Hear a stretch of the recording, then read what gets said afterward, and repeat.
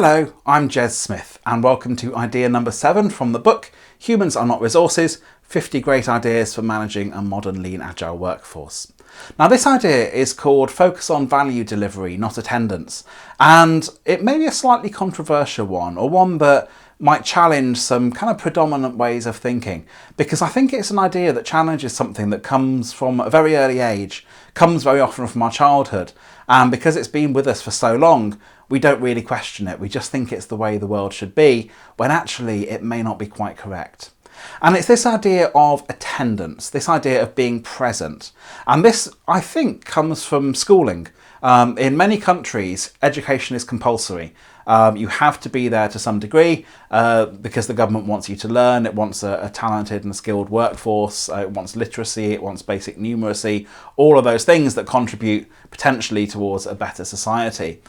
But it's not really fair to mandate the outcomes of that education. If you've got a law, you have to track compliance with the law. And if you track kind of compliance with the outcome by saying, did everyone get A grades in their exam? Did they get 4.0, whatever it may be in their particular system? That's not really fair, because most children will be good at some things, they will be less good at other things, there will be things they enjoy and work hard at, there are things they'll be less interested in and work less hard at. They may have neurological differences in their brains that mean that certain subjects come naturally to them and other subjects they really, really struggle with. It's unfair to track compliance with the law based on outcome of education. But what you can track is attendance. You can track, were the children in school all the time? Regardless of kind of whether they were learning or not, were they there? And if they were there, then they're complying with the law. So I think this idea that attendance is hugely important comes from a really, really early age. I actually saw this after my first master's degree when I was working, doing a research project on school attendance, funnily enough, in a UK local authority. The local authority wasn't doing well in the national league tables for school attendance, and they wanted to work out how to improve it. And there was such a focus there on, how do we get kids to attend school more? That any sort of discussion of, are the kids happy? Are the kids being bullied? Do the kids enjoy their education? Are there things that are putting them off? Didn't really seem to matter, which was ironic because actually it turned out from the research I did, there was a massive connection and relationship between the kids being happy in school and the kids attending school. If they weren't happy, they stopped attending. But it's almost like no one cared about that. They just cared about the attendance. How do we force these kids, ultimately to the point of prosecuting their parents, to attend school? It's a really, really powerful thing that we have drummed into us in the education system. And I think it comes through in the modern workplace as well, in things like your employment contract. Very likely your employment contract will say how many hours per week you're expected to work for how much money.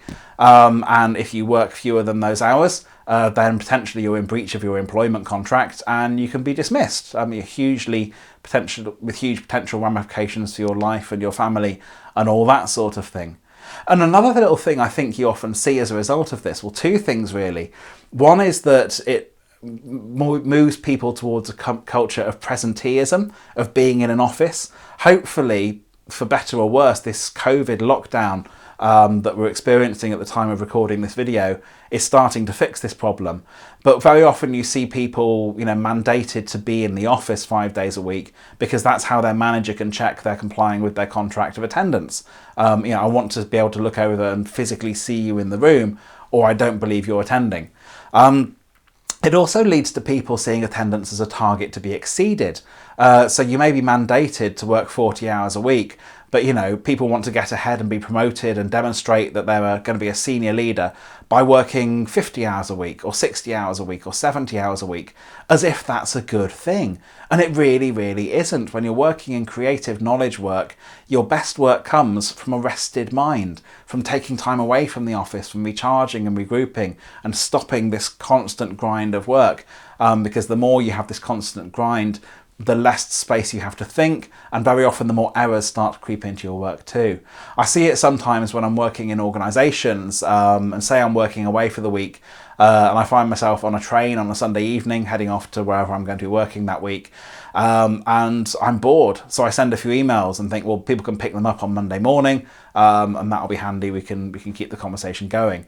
And it's always really interesting to see when I do that that someone inevitably replies that evening. And they always seem to make a comment of, look at us working on a Sunday evening, aren't we dedicated? And to which I kind of think, no, not really. I'm on a train and I'm bored. And I would like not to be doing this, but I have nothing else to do right now, so I thought I'd send some emails rather than just stare out of the window. You're at home, you're with your family. Stop answering your emails and go and spend time with your family. Go and have some rest. That's really important. Once you see attendance as something to achieve, it almost becomes a target to exceed, as if that's a good thing. And it's really not. It's actually a fantastically bad idea to work too hard. Great creative knowledge work at very high quality comes from rested, relaxed people, not from people who are burnt out from working far too hard.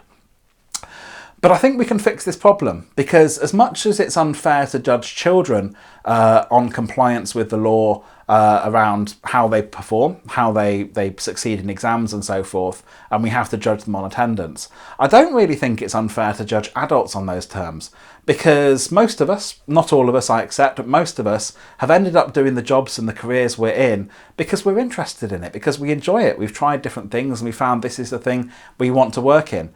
So actually we should be able to be assessed on the outcomes of our work. We can't assess kids on the outcomes of their attendance with their exam results, but we can assess adults on the outcomes of their work, because fundamentally it's the outcomes of their work that actually make the difference. The outcome of their work is value delivery, and it's value delivery that drives the organisation forward, that means we have more customers, that means we have greater success and we can grow and everyone can get paid more and be happy and get promotions, and all those sorts of things are really, really, really important. So I kind of saw this in two examples over my career, really, where we contrasted judging on attendance and judging on value delivery, and I kind of think they're quite interesting. So one, I was working at a different UK local authority. I was still an undergraduate at the time, and it was a data entry job. And I was being assessed on my attendance in that job to such a degree that I finished a batch of data entry I was doing. I looked at the clock and it was 12:59 p.m. And I thought, well, this is a good point to finish. I'll go for some lunch now and come back at 2. And I stood up and the manager said, where are you going? I said, I'm going to get some lunch. And they said, no, you're not. It's 12:59 and lunch doesn't start till 1 p.m. You're stealing time from this organisation. You need to sit back down and do more work. And once it's 1 p.m, you can go. So I sat there for 30 seconds longer. The clock ticked round to 1 p.m. and then I left. And what happened when I came back at 2? I was completely demotivated. I had no desire to carry on with this thing at all. I thought, if you're going to be that fussy over 1 minute, is this really a place that values my contribution, or am I just literally a resource rather than a person? In contrast, when I worked at a startup for a few years, we didn't have really any guidelines around attendance. We said we wouldn't start work before 10 a.m. because none of us were morning people and we like to lie in. That became problematic when we got clients who started work at 9 a.m. We had to have someone who would come in the office to answer the phones at 9, but generally none of us would turn up before 10. We'd sometimes work through till 6 or 7 in the evening, or sometimes we'd knock off earlier if we'd nothing to do. And sometimes I'd have great ideas and things at 1 in the morning, and I'd get up at 1 in the morning and do some more work, or something would happen over a weekend and I'd think, this is fantastic, we should work on this. One time we worked for 24 hours straight just to get something done. We stayed up all night, but then we took a couple of days off midweek after that. We worked when we needed to work, and we got fantastic results, and I was hugely motivated in that job. It's probably some of the highest performing teams I've ever worked in, delivering some of the best work I've ever worked on. In a place that basically said, work when you need to work and don't worry about the rest. Because what we cared about at a startup was value delivery. We had to deliver more value or we went out of business. If we couldn't deliver value to customers, we had no cash reserves in the bank. So if we didn't deliver value, then customers wouldn't pay us, so we couldn't make payroll, and the whole company would collapse and we'd have to go and get jobs elsewhere. Value delivery was integral to everything we did, to the point that attendance didn't matter as long as we were delivering value. That's the thing we focused on. So this is the experiment I would like you to try, really.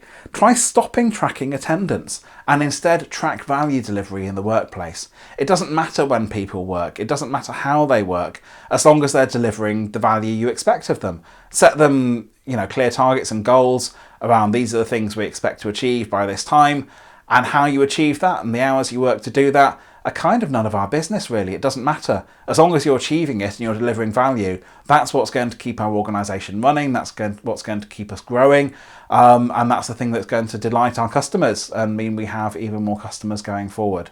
So it's a controversial one. The desire to manage people via attendance and track their attendance and even have them in the office so you can check they're attending is huge. And it comes from our childhood and it's really, really deep-seated. We very rarely challenge that idea. But actually, attendance doesn't add value. It just means you're there. You could be attending and doing very little valuable work at all. I'm sure we've all had days like that. So instead, start focusing on value delivery. Are we delivering the things we expect to deliver? And are those things delivering value back to the organisation? And as long as you're doing that, the hours you work, the attendance you give is completely irrelevant. So yes, try an experimentation where you're starting to look at how you track value delivery, how you'd assess people on it, and then potentially start moving towards a system once you've got that kind of established of how you track it and how you'd assess it. Start using that as the metric you're chasing, not the attendance metric itself. Now, I hope that idea was interesting. If it was, feel free to leave a like. It'd be really, really interesting to know if you like this video. If you have any comments or thoughts on it, feel free to leave those down below. I'd love to hear some feedback on this idea and how it might work in your area. And if you really liked it, please subscribe to the channel. There are plenty more ideas like this coming up.